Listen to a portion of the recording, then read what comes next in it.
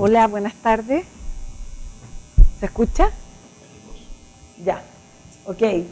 Primero que nada, gracias por la oportunidad de poder venir y hacer la presentación del mantenimiento de pavimentos de concreto, que es lo que más me gusta. Y agradecer también a los que han estado todo el día estoicamente hasta esta hora. Así que prometo terminar haré mi mejor esfuerzo por terminar en los 30 minutos. Ok, primero que nada les voy a hablar del cepillado y las técnicas de rehabilitación de pavimentos de hormigón, que es como se mantiene, son en la forma de mantener un pavimento de hormigón. Vamos a ver la evolución de la condición del pavimento, vamos a hacer una descripción de las técnicas de mantenimiento, vamos a hablar del cepillado, que es la técnica estrella, del texturado, una experiencia en Chile muy corta en honor al tiempo, y finalmente conclusiones. A ver, el cepillado y las técnicas de rehabilitación de pavimento, al ser aplicadas en forma oportuna, consiguen prolongar 2 o más veces la vida útil de un pavimento a un costo muy inferior al de un recapado o reconstrucción. Se basan en el principio que mientras más suave esté el pavimento, más durará y mejor servicio prestará. Ahora, el objetivo de estas técnicas es corregir deterioros específicos, prevenir o retardar la aparición o la recurrencia de deterioro y mejorar la capacidad del pavimento desde el punto de vista estructural, funcional y de seguridad para el usuario. Ahora, recordando un poco de la evolución de la condición de un pavimento, aquí se diseña para una cierta condición inicial y final, ¿ya? El pavimento entra en servicio y empieza el deterioro, y aquí lo importante siempre es hacer una mantención, ir haciendo mantenciones de forma preventiva, y hay una cierta condición que depende del tipo de carretera, en que pasado ese punto el deterioro se va, la progresión se aumenta en forma considerable. Entonces se define ese punto y se hace una mantención con cepillado y las técnicas de rehabilitación. Recuperamos la condición aún cercana incluso al original o la mejoramos, y vuelve el mismo ciclo con las cargas de tránsito, el pavimento en servicio, empieza el deterioro, y cuando llega a esta condición mínima aceptable se vuelve a intervenir, y así sucesivamente. A ver, esta condición mínima aceptable en el Ministerio para la Ruta 5, que es la carretera más importante de Chile, se fijó en 3,5. Las concesionarias, cuando el IRI llegaba a 3,5, debían intervenir. Bueno, con el correr del tiempo se dieron cuenta que 3,5 ya el deterioro aumentaba mucho. Sobre 3 el deterioro aumentaba considerablemente. Entonces empezaron a hacer cepillado y hacer rehabilitación mayor cuando el IRI llegaba a 3. Ahora están alrededor de 2,7 interviniendo. ¿Por qué? Porque en la medida que el pavimento esté más suave, más dura, porque lo que deteriora es el efecto de las cargas dinámicas. Para que todo esto se cumpla, es esencial un mantenimiento eficaz y eficiente. Ahora les voy a describir las técnicas de rehabilitación de pavimentos de hormigón. Perdón, en Chile decimos hormigón, aquí es concreto. Bueno, estas técnicas son estabilización de losa, reparación de espesor completo o reemplazos de losa, reparaciones de espesor parcial, colocación de barras de traspaso de carga, barras en cruz, cepillado, texturado y los sellos de junta y tratamiento de grieta. Aquí estas reparaciones tienen una cierta secuencia de aplicación. Se debe partir por la estabilización de losas cuando hay vacíos bajo la losa, colocación de drenes longitudinales. Después serían las reparaciones de espesor completo, reemplazos de losa, reparaciones de espesor parcial, que ya las describo, colocar barras de transferencia de carga, barras en cruz, bermas de hormigón, que eso prácticamente no se hace, y el cepillado, y finalmente el sello de juntas y grietas. Ahora les voy a describir cada técnica en qué consiste. La estabilización de losas consiste en inyectar una lechada compuesta por cemento y una puzzolana a la losa, a la base, para rellenar los vacíos sin levantar la losa. ¿Ya?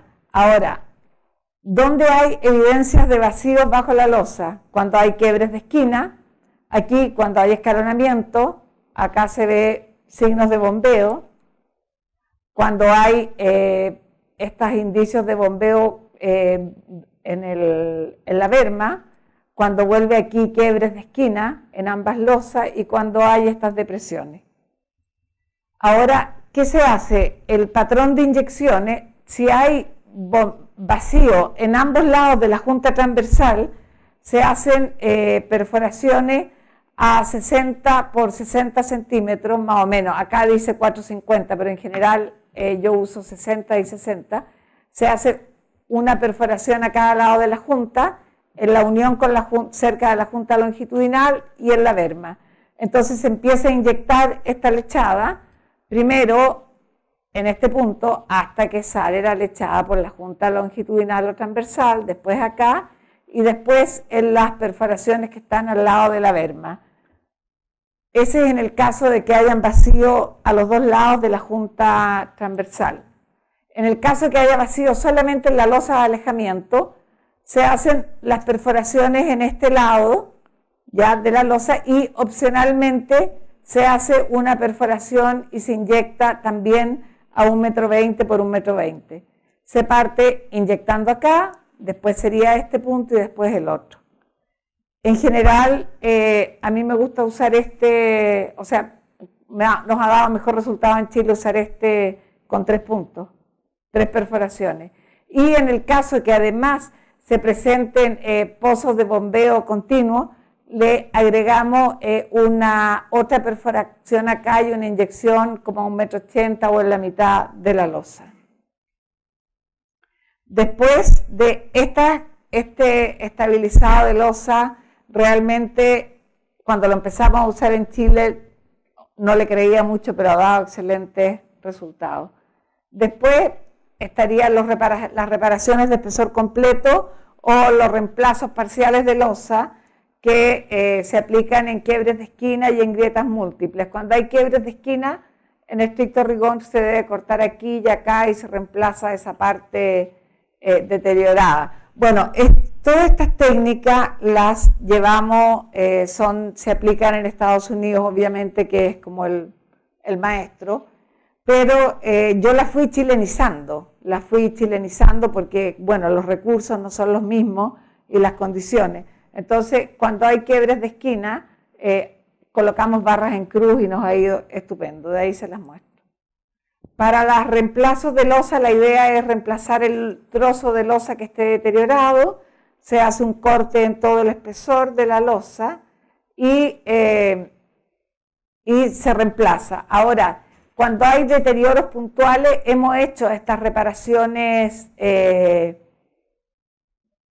todo el espesor, pero más chica. Esta es la única que no hemos hecho, pero el resto sí y nos han funcionado muy bien. Aquí la gracia es, en este caso, colocar solo barras de amarre.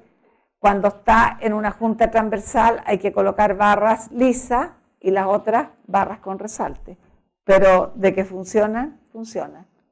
Ok, aquí la colocación de barra en este caso es fundamental, que las barras se coloquen en la mitad de la losa y tienen que ser absolutamente horizontales. Para eso nosotros usamos este taladro y después la perforación se hace en 30 segundos y después de colocada la barra y fijada con un epóxico, se coloca el nivel para verificar la horizontalidad, que la barra esté horizontal. Ok, aquí se está rellenando y acá está la reparación terminada. Ahora les cuento de la reparación de espesor parcial, que se usa para reparar estas roturas superficiales que le llaman saltadura, en España desconche.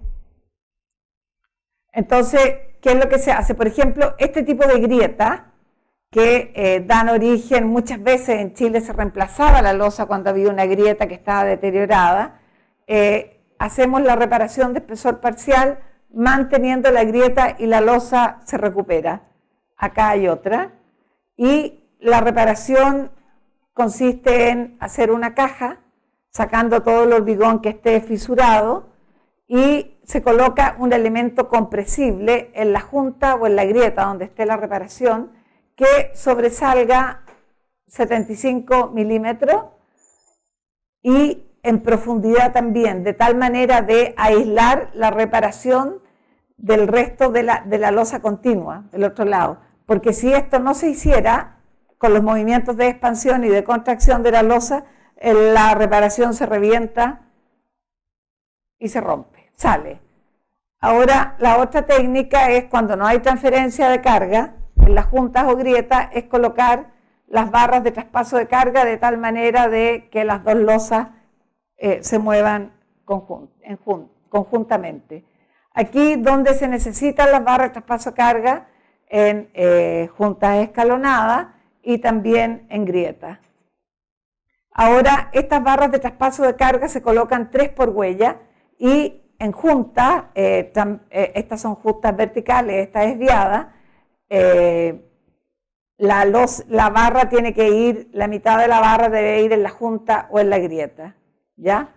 Para esto se hace se cortan ranuras de una cierta dimensión, se arena los bordes, porque estos cortes de ranuras se hacen con 2 discos de corte, entonces queda como un espejo. Entonces lo que hay que hacer es generar una superficie muy rugosa para que el material que se coloque se pegue bien. La norma, la especificación en Estados Unidos decía un arenado. Una vez hicimos un arenado, que fue en una calle en Concepción, que reparamos, y la verdad es que quedaron las casas llenas de arena, pero la arena por todas partes, así que nunca más de ahí empezamos a provocar una superficie rugosa, haciendo cortes con un disco, pasando una escobilla de acero, más barato y rápido y funciona. Aquí hay barras de traspaso de carga colocadas, y aquí esta es la calle en Concepción donde hicimos el arenado. Aquí hay aquí colocamos 2 barras por junta transversal porque el tránsito era muy liviano, eran buses chicos, entonces no tenía sentido colocar más. Bueno, las barras en cruz, que le llaman un cosido cross-stitching, el objetivo es reforzar grietas longitudinales para mantener la trabazón de agregado, amarrar pistas o bermas que se estén separando y, bueno, lo que chilenicé es amarrar las grietas de esquina. Estas barras en cruz se colocan una acá y otra acá a cada lado de la grieta, ¿ya? Y este es el esquema, se colocan en planta a cada lado y se hace una perforación con un taladro que no sea de percusión, tiene que ser de rotación en un ángulo que va a depender del espesor de la losa, y es súper importante que la perforación no llegue hasta el fondo porque si no aquí se produce un triángulo que se quiebra. Ahora, para colocar, la primera vez que las colocamos hicimos esta placa que venía en una publicación de Estados Unidos, un desastre porque empezábamos a perforar y la placa salía caminando. No, fue tremendo. Después dijimos, no, para que la placa no salga caminando vamos a poner unas gomitas. Pusimos unas gomas, caminaba igual. Después yo dije, ya, los más guatones se paran acá arriba a ver si con eso paramos y no lo mismo. En Estados Unidos lo hacen así, colocan, 2.000 barras en cruz por día. Este es un marco y aquí se da el ángulo, aquí están los taladros. Pero bueno, nosotros finalmente optamos por colocar una escuadra y con esa escuadra y marcando en la broca del taladro con una marca hasta donde tenía que llegar la profundidad. Y aquí está presentado, se fijan, una acá, otra allá. Es como el cosido en punto cruz. Yo creo que los hombres no cosen, pero deben haber escuchado alguna vez hablar. Bueno, ahora les hablo del cepillado, que es la técnica más importante que produce mayor efecto en el confort del usuario. Entonces, el objetivo del cepillado es eliminar escalonamientos, deformaciones superficiales, corregir el iris, recuperar la resistencia al deslizamiento, aumenta la macrotextura, reduce el efecto de las cargas dinámicas, que es lo que realmente deteriora los pavimentos, y obviamente aumenta el confort del usuario. Aquí tenemos la definición del cepillado. Antes del cepillado, este es un esquema, el pavimento está así. ¿Qué es lo que hacemos? Se corta y queda parejo.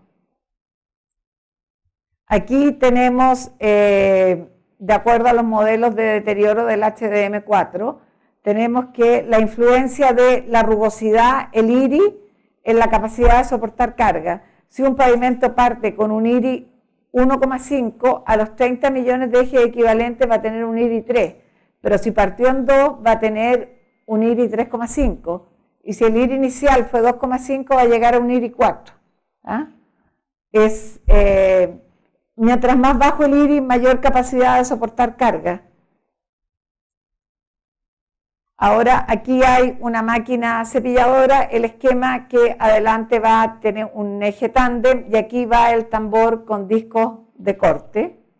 Aquí tenemos un tambor con discos de corte, aquí son 90 centímetros, vienen como 180 discos, va un disco, un espaciador. Aquí está la superficie terminada, esto es sin cepillado y esto es con cepillado. Aquí pueden ver ustedes que la junta transversal queda perfecta, no se rompe porque este no es un método de impacto, es un método suave, va girando el tambor de discos y con agua va cortando, y la textura superficial que aumenta la fricción la deja alrededor de 0,55. Este es cepillado en aeropuertos los discos se colocan más juntos, mucho más fino. Es más caro. Aquí hay un cepillado, una aplicación en calles, y acá tenemos un acercamiento de por qué aumenta la resistencia al deslizamiento por la textura que deja, y aquí la deformación que había en el pavimento, ¿ya? Aquí este es un gráfico del IRI antes y después. Aquí habían valores. El IRI promedio estaba sobre 4, habían valores muy altos, y con una pasada de cepillado lo dejamos en 1, incluso un valor de 0,8. Este es otro, un tramo que se cepilló de una carretera que se controló con el Ministerio de Obras Públicas. Aquí está sin cepillado, después de cepillado, y la evolución en estos años que había mediciones. En 5 o 6 millones de ejes equivalentes el IRI prácticamente se mantuvo. Aquí cepillamos en Perú el túnel Benavides, vinimos en el 2017, en febrero, una cosa así. Aquí está la máquina trabajando, acá está la textura que quedó, y aquí el nivel de corte que llegamos a hacer, porque ese túnel quedó con mucha deformación. Entonces, como no le recibieron, nos llamaron, trajimos la máquina y aquí está, está abierto, ya lleva más de un año. La otra parte que cepillamos fue el túnel Gambetta, el Callao, y aquí está la máquina trabajando, aquí ya está cepillado, acá no ven, que es el túnel Gambetta, ahí va el avión. Aquí se cepilló, se trabajó de día y de noche en doble turno, ahí el avión sigue avanzando. Bueno, estos cepillados, no sé si han pasado ustedes, pero el confort en el túnel Benavides es notable, es notorio, antes y después, y lo mismo que en el túnel Gambetta. Otra, también se está usando en Estados Unidos, y lo hemos hecho en Chile, la nueva generación de superficies de concreto, en que queda este tipo de superficie final. Se hace un cepillado normal, pero se colocan unos discos un poco más grandes para provocar estos canales que van cada 20 centímetros y así se da mayor macrotextura. Y también como aumenta, se produce un espacio entre el pavimento y el neumático, disminuye el ruido.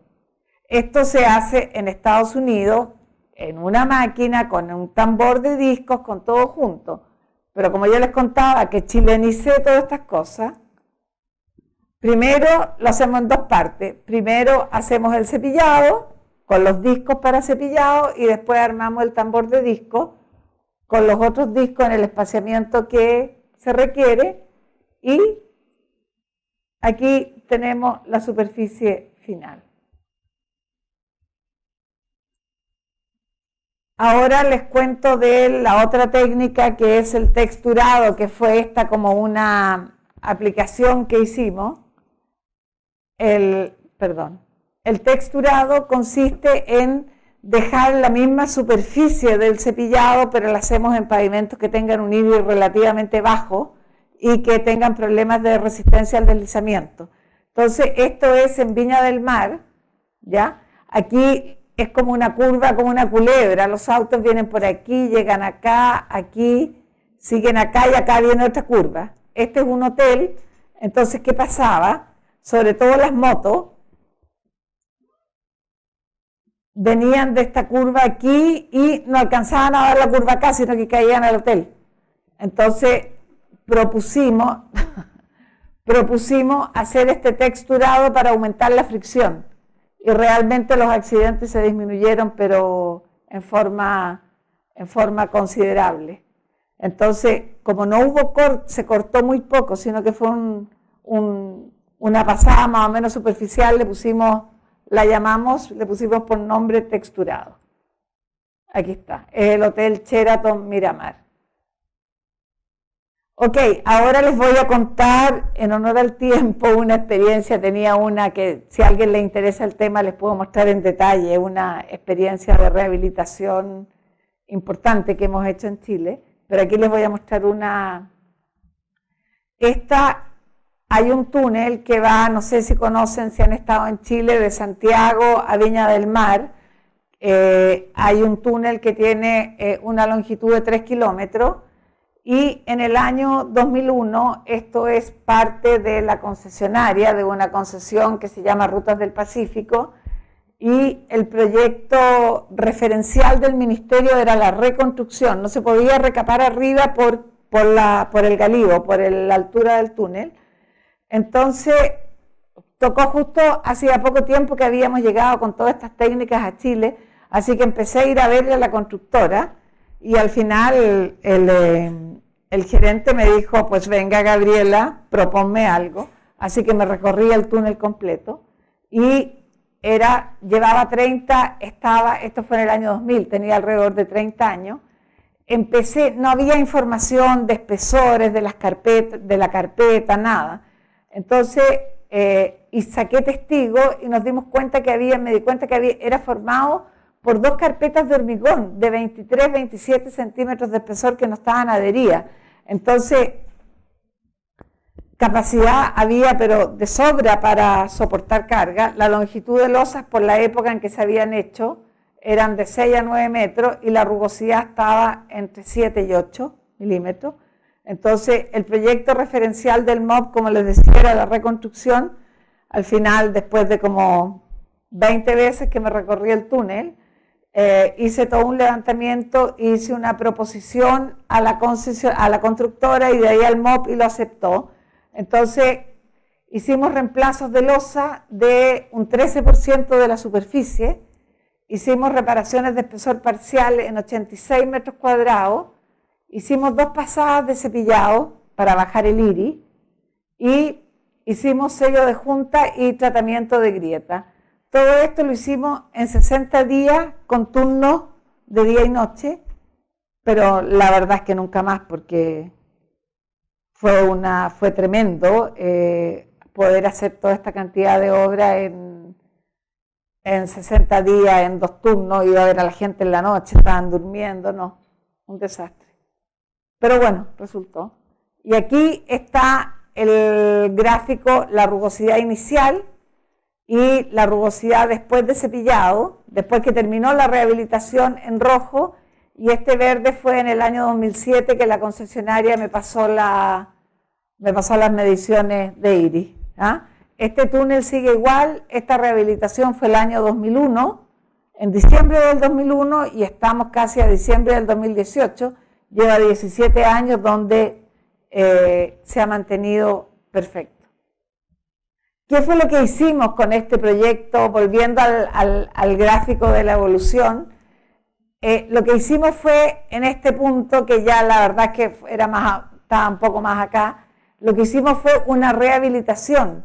Lo dejamos prácticamente en su condición inicial, nueva, con un iris muy bajo, y siguió deteriorándose, y ya vamos por acá. O sea, con las técnicas bien aplicadas, con el cepillado, ya estamos logrando duplicar casi la vida útil de este túnel.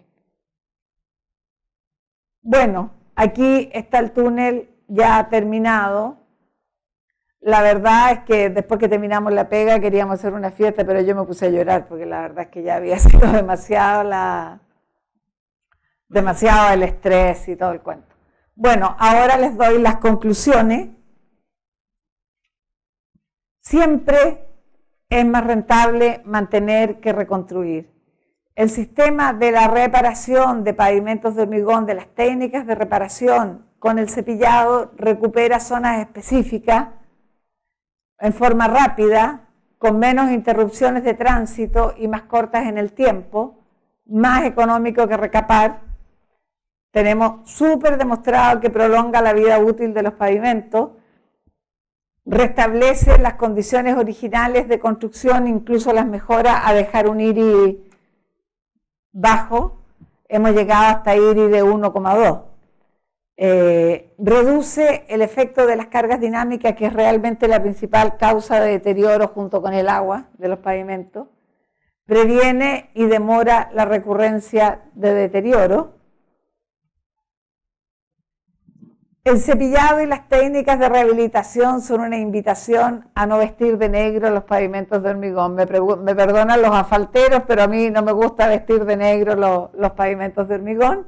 Y siempre es más rentable mantener que reconstruir. Muchas gracias y espero haber andado en el tiempo, al menos no me llegó ningún papel.